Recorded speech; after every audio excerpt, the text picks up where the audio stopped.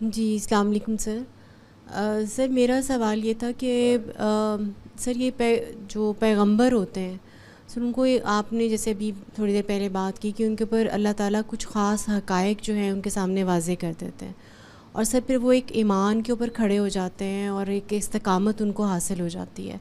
تو سر وہ ایک عام آدمی ایمان کی اس کیفیت کو یا اس میرٹ تک پہنچ سکتا ہے؟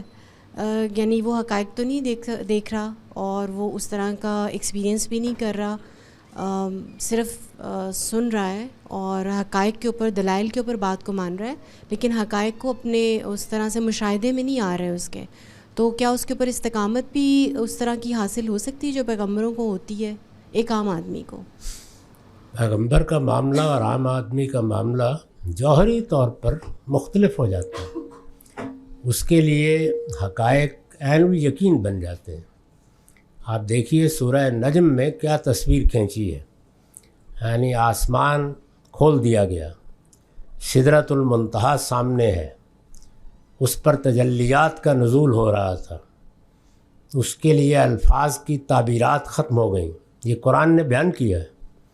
پیغمبر اس کو اس طرح دیکھ رہے تھے جس طرح ہم اپنے سامنے کی چیزوں کو دیکھتے ہیں، کوئی ادنا تردد بھی آپ کو لاحق نہیں ہوا۔ ما کذب الفؤاد ما رأى، اس طرح دیکھا، اس طرح دیکھنے کا معاملہ ہمارے ساتھ نہیں ہو سکتا۔ چنانچہ ہم سے یقین کا مطالبہ بھی ہمارے لحاظ سے کیا گیا ہے، ان سے عین الیقین پر ایمان کا مطالبہ ہے، ہمارے لیے گمان غالب کافی۔ چنانچہ دیکھیے قرآن نے فرمایا یظنون انہم ملاقو ربہم، وہ اس بات کا گمان غالب رکھتے ہیں کہ ایک دن اپنے پروردگار سے جا ملیں گے۔